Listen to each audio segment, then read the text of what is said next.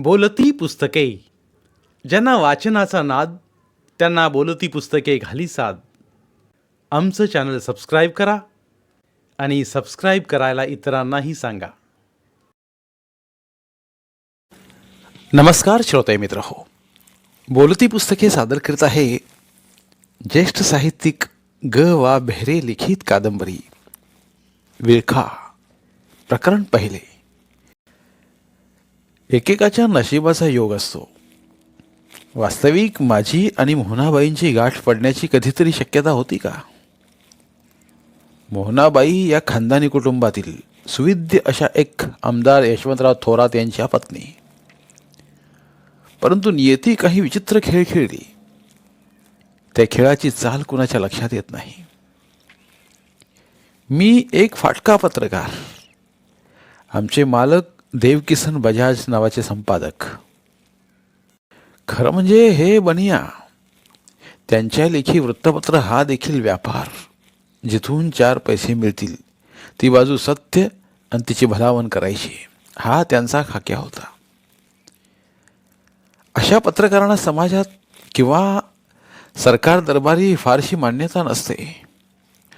नाही म्हटलं तरी आमच्या शेटजींनी सर्वांशी भले राखून आपला भुईनळा चालवला होता. तसे ते उदार होते. 5-10 हजार रुपये मिळाले तर ते कोणत्याही अपराधाला क्षमा करत. एवढंच नव्हे तर आपला भुईनळा त्या माणसासाठी वापरीत. अशा मिळालेल्या पैशातून 100-200 रुपये माझ्यासारख्या पत्रकाराच्या अंगावर खुशाल फेकत असत. भुईनळाला प्रतिष्ठा नसली तरी समृद्धी होती. उत्तम यंत्रसामुग्री होती. गाड्या होत्या. त्यामुळे इथे नोकरी करणं एरवी दुःखाचं नव्हतं. कुठं जायचं म्हटलं तर म्हणू तितके पैसे हातात पडत. अर्थात शेटजींसाठी आम्ही सावज शोधून आणीत असू, हा भाग निराळा. तसं चांगलं चाललं होतं. मंत्रिमंडळाचे शेटजींचे संबंध उत्तम. माझी नेमणूक त्यांनी केवळ सचिवालयासाठीच केली होती. म्हणजे वार्ताहर परिषदांसाठी नाही, तर मंत्र्यांच्या आपापसातील संबंधाबाबत, भानगडीबाबत मी माहिती मिळवायची. शेटजींची उपद्रव शक्ती माहीत असल्यामुळे मंत्री देखील माझ्याशी सलगीने वागत असत. अर्थात त्या सलगीचे कारण मला माहीत असल्यामुळे मीही त्याचा दुरुपयोग करत नसे. मुख्यमंत्री किंवा गृहमंत्री यांच्याबरोबर पुष्कळदा दौऱ्यावर देखील जात असे मी. दौऱ्यावरती मंत्र्यांचं खास अंतरंग कळतं. त्यांचे डावपेच त्यांच्या खास मतदारसंघात चालू असतात. विशेष मर्जीतला पत्रकार म्हणून आपल्याला कुठेही प्रवेश मिळतो. तेव्हा डोळ्यांनी सारं अचूक पाहायचं, मत व्यक्त करायचं नाही. एवढंच नव्हे तर योग्य संधी आल्याशिवाय तिथे मिळालेल्या माहितीचा दुरुपयोग करायचा नाही, हेही परिस्थितीने मला शिकवलं होतं. महत्त्वाच्या मंत्र्यांची गावोगावी जी भाषणे होत, त्यांचे वृत्तांत मीच पाठवत असे.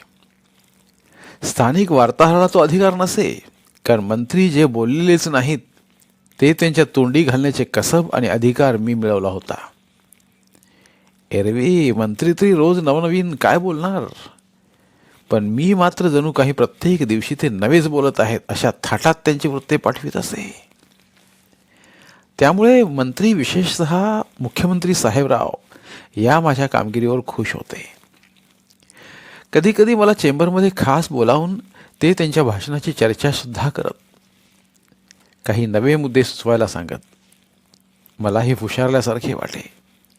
माझं इंग्रजी वाचन यावेळेस माझ्या उपयोगाला येई. मुख्यमंत्र्यांच्या बुद्धिमत्तेचे जे नवे दर्शन जगाला झाले त्यात माझाही थोडासा हिस्सा होता. म्हणून तर मराठवाड्याच्या या दौऱ्यावर मुख्यमंत्र्यांसमवेत मी गेलो होतो. नव्या साकोरी सहकारी साखर कारखान्याचं भूमिपूजन होतं. कार्यक्रम वगैरे चांगला पार पडला. आमदार उत्तमराव मोरे यांनी मोठ्या निष्ठेने कारखान्याची उभारणी केली. रात्री रेस्ट हाऊसवरच मुक्काम होता.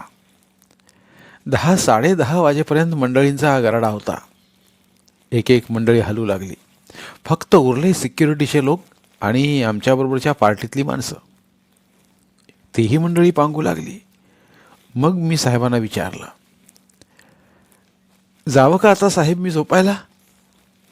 साहेबराव हसले आणि म्हणाले, तुमची वेळ झाली असेल आता रोजच्या अनिकाची. नाही बुवा साहेब, दौऱ्यावर असताना मी दारू पित नाही. थापा मारतोस काय का? गेल्या खेपेला पण नागपूरला गेलो. नागपूरची गोष्ट निराळी आहे साहेब. नागपूरला मी तुमच्याबरोबर सर्किट हाऊसवर थांबलो नव्हतो. माझ्या मित्राकडे मुक्काम होता माझा, त्यामुळे तसा माझा मी स्वतंत्र होतो. या लहानशा गावात उगाचच वाच्यता होते. पुन्हा सोडा मिळत नाही, बर्फ मिळत नाही, चांगली कंपनी मिळत नाही. तुला लहर आली का? चल चल, तुला घेऊन जातो एके ठिकाणी, चल. मी खुशच झालो. मग सिक्युरिटीच्या एका साध्या गाडीतून आम्ही निघालो. अंधार होता. नेमकं कुठं जात आहोत हेही मला कळत नव्हतं. बऱ्याच वेळानंतर एका छोट्या बंगलीपाशी आमची गाडी थांबली. मग माझ्या लक्षात आलं की या बंगलीमध्ये मी केव्हा तरी पूर्वी आलो होतो. बरोबर, ही तर राणेंचीच बंगली. बाबासाहेब राणेंच्या बरोबर आमदार निवासात एक दोनदा मी मद्यपान केलं होतं. मोठा दिलदार माणूस होता. पण राणे एका शिकारला गेले असताना अपघात होऊन वारले. विचारचक्र अर्धवट तुटले, कारण गाडी थांबली होती. बंगलीत दिवे सुरू होते. गाडी थांबताच दरवाजा उघडला आणि 15-16 वर्षांचा तरुण मुलगा बाहेर आला. हुबेहूब राणेसाहेबच. हाच त्यांचा एकुलता एक मुलगा जयेंद्र. तो आणि मी दोघे उतरून त्याच्याबरोबर त्या घरात गेलो. आम्ही येणार अशी घरात वर्दी असावी. आज साहेब मगाशी रेस्ट हाऊसमध्ये जेवले नव्हते हे माझ्या लक्षात आलं. तसं या सफरीत मी जायचं कारण नव्हतं. रेस्ट हाऊसवर खाल्लेल्या कोंबडीची चव अजून जिभेवर रेंगाळत होती. असल्या जेवणानंतर काही खाणं तर सोडाच, पण काही पिण्याला सुद्धा अर्थ नव्हता. रात्रीच्या वेळी या अशा खास जागेमुळे काही नवं पाहायला मिळतं आणि आपल्या अनुभवात नवीन भर पडते. म्हणून खरं तर मी आलो होतो. बाहेरून बंगली अद्ययावत वाटत असली तरी आतली सजावट आणि रचना जुन्या वळणाची होती. किंवा एखादा जुना वाडा पाहून त्यातल्या साहित्याने ही बंगली सजवली असली पाहिजे. आम्ही आत जाऊन एका छोट्याशा दिवाणखान्यात स्थानापन्न झालो. मद्यपानाचा सरंजामा मांडून ठेवला होता. इतके दिवस मुख्यमंत्र्यांच्या बरोबर राहून त्यांना दारू पिताना मी पाहिलं नव्हतं. आज सराईतपणे त्यांनी बाटली उघडली, 2 ग्लास भरले. एक माझ्यापुढे त्यांनी सरकावला आणि एक औपचारिकपणे विष सुद्धा न करता तो सरळ तोंडाला लावला. बंगलीत फारशी माणसे नसावीत. मगाशी पाहिलेला तरुण राण्यांचा मुलगा जयेंद्र आणि एक ओझरता दिसणारा नोकर. साहेब रंगात येऊन असंच काही किरकोळ बोलत होते. आज साहेबांची काही खास लहर होती हे माझ्या लक्षात आलं. एरवी एवढी सलगी त्यांनी कधी करू दिली नाही. 5-10 मिनिटांनंतर माझ्या ध्यानात आलं की साहेब आपल्या कौटुंबिक स्वास्थ्याबद्दल बोलत आहेत. सार्वजनिक आयुष्य म्हणजे सुळावरची पोळी आहे. खाजगी आयुष्यच मुळी उरत नाही. लहान सहान इच्छा सुद्धा माराव्या लागतात. असं काहीतरी ते बोलत होते. पण असं असून ते एका वेगळ्या मूडमध्ये होते, यात शंकाच नाही. होता होता मद्य घेण्याचे त्यांनी थांबवले आणि हाताने टाळी वाजून कोणाला तरी बोलावले. मग जयेंद्र बाहेर आला. माझी त्यांनी त्याच्याशी ओळख करून दिली. ते काहीसं एकमेकांशी हलक्या आवाजात बोलत होते. मग नोकर आला. त्याने दारूचे ग्लास, बाटल्या वगैरे सगळं आवरलं आणि तिथेच जरा बाजूला ताटं लावायला आरंभ केला. आम्ही जागजे उठलो आणि पाटावर जाऊन बसलो. तेवढ्यात दरवाजाचा पडदा हलला आणि अनपेक्षितपणे ढगांच्या पायऱ्यावरून एखादी अप्सरा यावी तशी एक स्त्री येऊन समोर उभी राहिली. ती नुसती हसली आणि तिने नमस्कारासाठी हात जोडले. तिचं हसणं गूढ होतं, पण होतं अर्जवी. त्यात ही विलक्षण ऐट होती. साहेबांकडे मी पाहिलं. त्यांनीही हसून जबाब दिला. पण प्रतिनमस्कार मात्र केला नाही. माझी ओळख करून देण्यापूर्वीच माझ्याकडे पाहून तिने हात जोडले. प्रतिनमस्कारासाठी मी जबाब दिला. मग ती हलकेच एका पानावर येऊन बसली. साहेब हसले आणि मला म्हणाले, बरं का जोशी, या कोण हे तुम्ही ओळखलं नसेल. नाही साहेब, मी म्हणालो. असे म्हणताना मला उगीच लाजल्यासारखं झालं. वास्तविक त्यात लाजल्यासारखं काय होतं. तिची माझी ओळख होण्याची शक्यता नव्हती. पण यात दोष कोणाचाच नसणार. या मिसेस थोरात कॉन्व्हेंटमध्ये शिकलेले आहेत, BA आहेत, BA. तरी मला ओळख पटण्यासारखी नव्हती. साहेब पुढे म्हणाले, या आमदार यशवंतराव थोरातांच्या पत्नी. आमदार थोरातांची पत्नी या शब्दप्रयोगाने मी चमकलो. आमदार थोरातांना तसा मी ओळखत होतो. राकट कडवा असा भव्य व्यक्तिमत्वाचा तो आमदार निवासात सर्वांचं लक्ष वेधून घेत असे. त्यांची ही पत्नी ही कल्पना सहन करण्यासारखी नव्हती. माझ्या डोळ्यातलं आश्चर्य पाहून साहेब आणखीनच हसले. परंतु समोर बसलेल्या स्त्रीच्या चेहऱ्यावर मात्र कसलाही भाव जाणवला नाही. साहेबांनी जेवायला सुरुवात देखील केली होती, पण तिने अजून अन्नाला स्पर्शही केला नव्हता. अधोमुखी अशा त्या स्त्रीकडे पाहून मला अद्भुत कथातली शापित यक्षिणीची आठवण झाली. आमदार थोरातांचे चित्र मी डोळ्यांसमोर आणलं आणि त्यांना सर्वस्वी विशोभित असणारी तिची मूर्ती डोळ्यात ठसताच कुठेतरी अंतरात मनाला जखम झाली. जेवताना साहेब असंच उगीच लांबण लावणारं काहीतरी बोलत होते. त्यात एवढंच लक्षात आलं की राणे कुटुंबातील ही मुलगी थोरातांकडे दिली गेली ती या साहेबांमुळे. थोरातांना आमदारपद मिळालं तेही राणे आणि साहेब यांच्या संबंधामुळे. परंतु राणे वारले आणि मग जबरदस्तीनं लादलेला हा संबंध आपल्या बेताल वागण्यानं थोरातांनी मोडीत काढला. अंगात असलेली रग, मस्ती आणि खानदान यामुळं थोरातांनी सर्व तऱ्हेच्या व्यसनात बरीच जायदाद वाया घालवली. लग्नापासूनच नवरा बायकोंचे संबंध चांगले नव्हते आणि नुकताच त्यांना हार्टचा अटॅक आल्यापासून तर ते सगळा सूड आपल्या बायकोवर काढत होते. अर्थात हे सारं सलगपणे त्यांनी मला सांगितलं नाही, पण आदमासाने असंच काहीतरी घडलेलं असावं हे मी समजू शकलो. खानदानी कुटुंबात सहसा नवरा बायकोंची फारकत घेतली जात नाही, कारण घराण्याच्या अब्रूचा तो प्रश्न असतो. शिवाय अशा घटस्फोटीत स्त्रीला फारसं भवितव्यही नसतं. साहेबांना समोरच्या स्त्रीसाठी काहीतरी करायचं होतं. उघडपणे काही करता येण्यासारखं नव्हतं, कारण समोरची स्त्री सामान्य नव्हती. माहेरून आणि सासरहून दोन्हीकडून घरंदाज कुटुंब, त्यात पुन्हा साहेबांबद्दलही अनेक प्रवाद. ज्या प्रवादांपायी मुख्यमंत्रीपद गमवायची वेळ त्यांच्यावर एकदा आली होती म्हणे.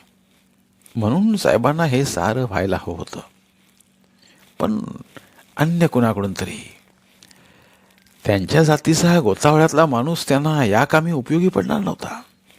साहेबांच्या लेखी माझी किंमत काय होती कुणास ठाऊक, परंतु बहुतांशी माझा स्टूजसारखा उपयोग करून घेण्याची कल्पना त्यांच्या डोक्यात आली असावी. म्हणून आकस्मिकपणे मला ही सलगी बहाल करण्यात आली. साहेब आज माझ्याबरोबर कधी नव्हे ते मद्य प्यायले.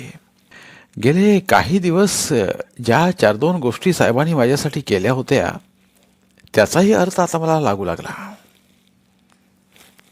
ही असली बिलामत गळ्यात घेण्याची माझी योग्यता आहे किंवा काय याचा सुद्धा मी विचार केला नाही. एकच गोष्ट नक्की, समोरचं अद्भुत लावण्य निमंत्रण देणारं होतं, वश करून टाकणारं होतं, भारून टाकणारं होतं. कोणत्याही उपायानं का होईना, पण याची संगत लाभावी असलं घातकी वेळ मनात जागं झाला होता. तसा मी सरळ रस्त्यानं चालणारा माणूस. आयुष्यात काही फारसं वेडं वाकडं घडून आलं नाही, म्हणजे तशी संधीही मिळाली नाही कधी. आणि आता गुंतत होतो त्या प्रकरणात मुख्यमंत्री, आमदार, समोरची ती अद्भुत स्त्री, अशी भलतीच गुंतागुंत होती. या सर्वांचा खेळ होईल आणि या खेळात माझा निरर्थकपणे बळी जाईल असं सुद्धा मला वाटलं नाही. साहेबांनी माझी मग रीतसर ओळख करून दिली. मी तिला उद्या सकाळी साध्या गाडीतून घेऊन मुंबईला जायचं, तिची हॉटेलात राहण्याची सोय करायची असं त्यांनी सुचवलं. एवढंच काम असेल तर मला आक्षेप घेण्याचं कारण नव्हतं. साहेबांचे हात लांबवर पोचलेले होते. ते मिठाईचे पार्सल मुंबईच्या हॉटेलमध्ये नेऊन सोडणं यापेक्षा माझ्यावर काय जबाबदारी होती. पण एवढंच जर काम असतं तर माझी तरी काय आवश्यकता होती हे काही माझ्या लक्षात आलं नाही. खरं म्हणजे गेली 7-8 वर्षे तरी इतक्या वरिष्ठ वर्तुळात वावरून मला समजायला होतं की थोरा मोठ्या लोकांना पिंजऱ्याची दारं उघडणारे, लावणारे आणि पिंजरे साफ करणारे नोकर लागतात. ते सोयीसाठी नोकरांना बरोबरीचा दर्जा देतात. गळाला चांगलं आमिष असलं तर असे भोळसट नोकर आपण होऊन त्यांची सेवा करतात. मीही माझी नेहमीची विवेचक बुद्धी गहाण टाकून या खेळात सहभागी व्हायला तयार झालो होतो. राणेंच्या बंगलीतून परतताना साहेब एकदम अबोल झाले. गाडीत बसण्यापूर्वी ते आत जाऊन मोहनाबाईशी काहीतरी बोलून आले, एवढंच. पण मग गाडीत ते एक शब्दही बोलले नाहीत. रेस्ट हाऊसमध्ये गेल्यानंतर त्यांनी मला खोलीत बोलावलं. माझ्या हातात पाकीट दिलं आणि ते म्हणाले, यात 20,000 रुपये आहेत. लागतील तेवढे खर्च कर, उरले तर मोहनाबाईंजवळ दे. वरळीच्या एक्सेल्सियर हॉटेलमध्ये 2 खोल्या राखून ठेवलेल्या आहेत. मी सूचना देईपर्यंत तूही तिथेच राहा. बाईंना लागेल ती मदत कर. मला फोन करू नकोस. सचिवालयात मात्र रोज एकदा भेटल्याशिवाय राहू नकोस. राम खिवसरांची निळी अँबॅसेडर आहे. ड्रायव्हरही आहेच. आम्ही गेल्यानंतर 1 तास 2 तासांनी तुम्ही निघा मुंबईला. पोचलात आणि हॉटेलात उतरलात म्हणजे घरी फक्त डिस्पॅच पाठवला असा निरोप दे. मगाशी हलकं फुलकं बोलणारे साहेब आता त्यांच्या नेहमीच्या नेटक्या आज्ञायुक्त आवाजात बोलत होते. खरं तर या घटकेपासून त्यांचं आणि माझं नातं आता बदललं होतं. ज्याची मला काही जाणीव नाही अशा एका कटात मी सामील झालो होतो. माझं व त्यांचं नातं काय हे ठरवण्याचं माझ्या हातात नव्हतं. यज्ञात बळी देणाऱ्या पशुप्रमाणे सजवून गोंजारून माझी वाटचाल तर होत नव्हती ना. धन्यवाद. उर्वरित कादंबरी पुढील भागात.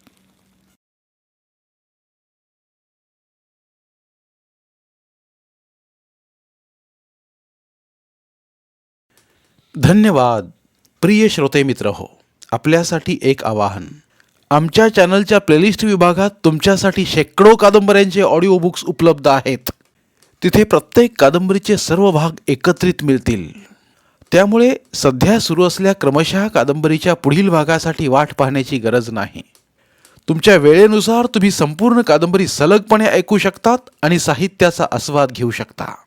कृपया आमच्या चॅनलच्या होमपेजवर जाऊन प्लेलिस्ट चेक करा आणि तुमची आवडती कादंबरी निवडा. धन्यवाद.